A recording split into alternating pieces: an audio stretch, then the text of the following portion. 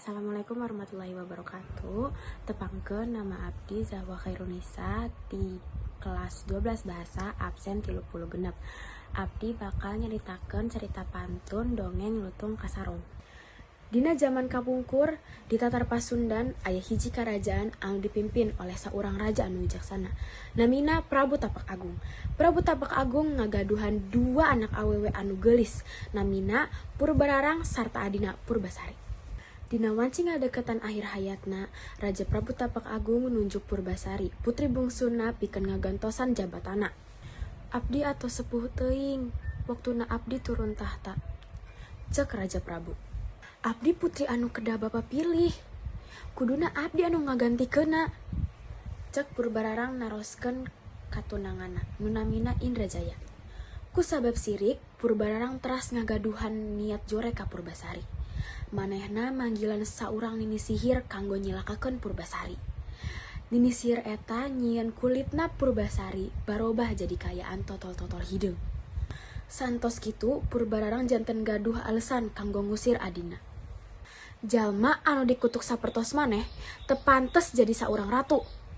Cek Purbararang. Terusna manehna nitah saurang patih kanggo ngasingkeun Purbasari ka hiji leuweung. Satepina di leuweung, patih eta ngarasa karunyaeun ka Purbasari sarta anjeunna mangyieunkeun hiji pondok kanggo Purbasari. Anjeunna oge masihan nasihat ka Purbasari. Sing tabah Tuan Putri, cocobi ieu tangtos pasti lekasan anu maha kuasa sareng putri. Hatur nuhun, bales Purbasari. Salila di leuweung Purbasari ngagaduhan seueur rerencangan nu mangrupakeun sasatoan anu balalager ka manehna. Di antara sasatoan eta aya hiji monyet anu buluan hideung nu misterius namina nyaeta Lutung Kasarung. Nangging monyet eta anu manawi paling perhatian ka Purbasari. Lutung Kasarung terus ngahibur Purbasari masihan kekembangan anu endah sarta buah-buahan. Dina wanci unggal wengi di bulan purnama, Lutung Kasarung mapah ka tempat anu sepi. Teras anjeunna ngalakukeun semedi. Manehna minta hiji hal ka dewata. Ieu teh ngabuktikeun kalau Lutung Kasarung teh sanes makhluk biasa. Dina semedi eta, taneuh nu aya deket Lutung Kasarung teh barobah jadi telaga alit. Cayeuna herang kacidaan. Cayeuna ngandung ubar anu seungit pisan. Enjing poena, Lutung Kasarung manggihan Purbasari sarta nitah Purbasari ibak di telaga eta. Naon mangpaatna pikeun abdi? Pikir Purbasari. Nangging anjeunna nurutkeun wae. Telami sanggeus manehna nyeburkeun awakna, kulitna barobah jadi bersih serta gelis sapertos harita deui. Purbasari reuas pisan dicampur ku hawa atoh sabot manehna ngaca di telaga eta.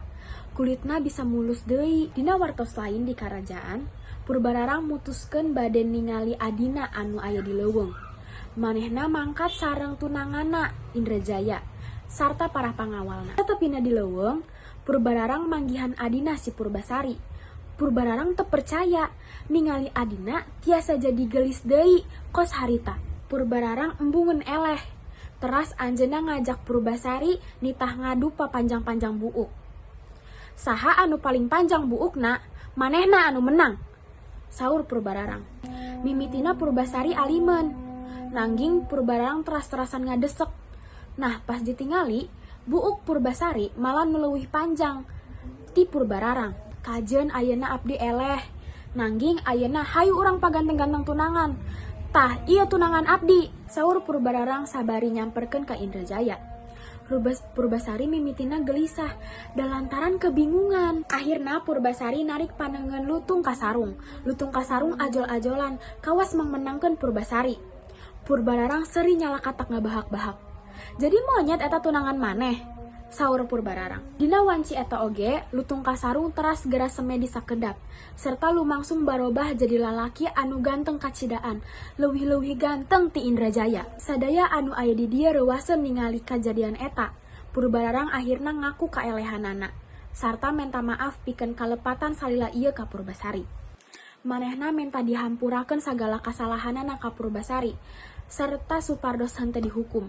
Purbasari anu bager langsung ngahampurakeun sagala kasalahan kakana Purbararang. Saenggeus kajadian eta, akhirna maranehna sadaya balik ka karajaan. Purbasari akhirna jadi saurang ratu, direndengan ku saurang lalaki idamana. Lalaki eta teu lain anu salila ieu maturan Purbasari salami di leuweung, nyaeta Lutung Kasarung. Sakitu wae ti abdi, wassalamualaikum warahmatullahi wabarakatuh.